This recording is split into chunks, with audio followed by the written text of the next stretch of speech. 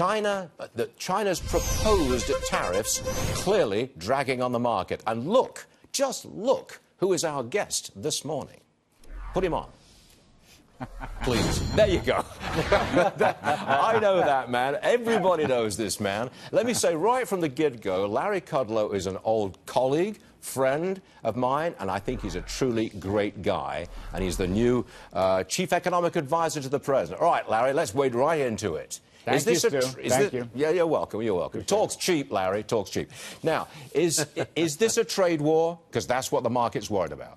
Absolutely not. Absolutely not. And let me just say right at the top, number one, blame China, not President Trump, because they've been going on for many years. Trump is really the first president to fight back and to put a shot across the bow that stealing intellectual property rights, technology transfers, high barriers, investment limitations, high tariffs. This stuff is really not just unfair, it's unlawful. It's outside the boundaries of the WTO. Every country in the world knows this. Every analyst knows this is the case. Somebody's got to deal with it. President Trump is going to deal with it. There's no trade war here. What you've got is the early stages of a process that will include tariffs, comments on the tariffs, then ultimate decisions and negotiations. There's already back-channel talks going on. So, look, I understand the stock market's anxiety. I get that. But on the other hand, don't overreact. We'll see how this works out. My view, Stu, look, you know, I'm a growth guy. I'm a Reagan supply-side growth guy. I think that at the end of this whole process, the end of the rainbow, there's a pot of gold. And if you open up that pot, you will see better economic growth, more trading going on, improved wages for both sides. Anytime you lower barriers, and that's the key, the president will say this, lower barriers is the key. Don't raise the barriers. Anytime you do that, it's good for growth. It's good for American growth and American workers. It's good for China growth. It's good for the rest of the world's growth. Okay. And that's the intention here. This is a growth play, Stu Varney. I want to make that as clear as I can. Okay, the pot of gold that you talk about, yeah, it's growth, lowering barriers. But the pot of gold surely is also to get China to stop stealing our intellectual property and change the way it takes over our technology. Now, how do you do that? I understand it's a process of negotiation, but how do you get them just knock it off, stop this theft of intellectual property? Well, look, this is part of the process.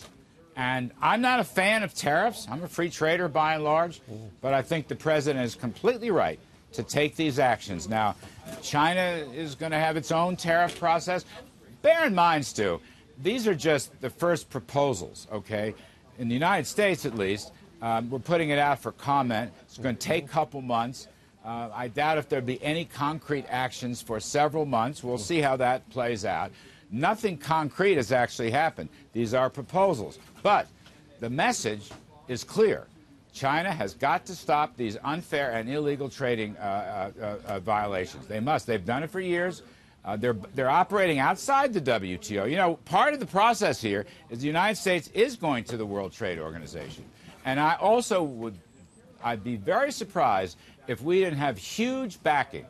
I call it trade coalition of the willing. I think other nations around the world are going to join the USA, not only in tariff complaints, but also in WTO complaints. So I think this is right, fair. Trump's putting his cards on the table. He's standing up for this country, but he's also standing up for better world trade. See, that's the thing. He regards himself, this is something people have missed. He said this, he said it to me, he said it to the public. President Trump regards himself as a free trader. I do too.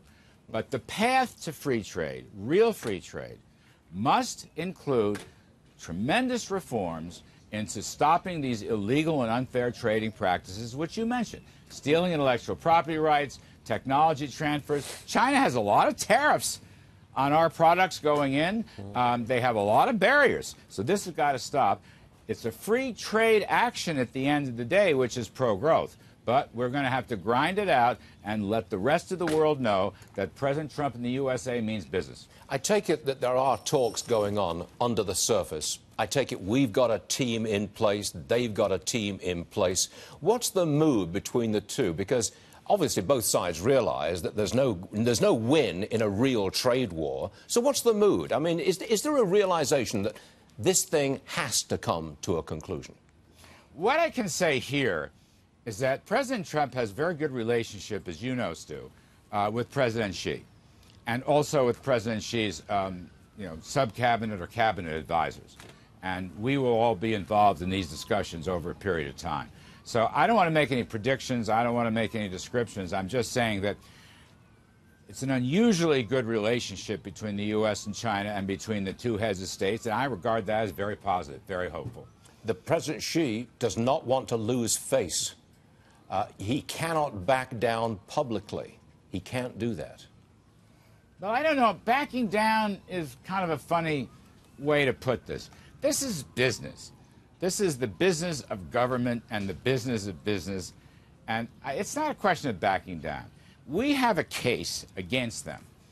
And I think the rest of the world agrees with the United States. I think President Trump is leading the rest of the world on this, frankly. So it's not a question of backing down. It's a question, for example, of getting China back in conformity with international trade laws. Right? That's not backing down. That's just taking steps to be law-abiding. And I think China has, as the president has said, the United States has made bad deals in the past. We've not stood up to them in the past. We must, and we will now. Trump has, the backbone and the courage to take this leadership position. That's the way I look at it.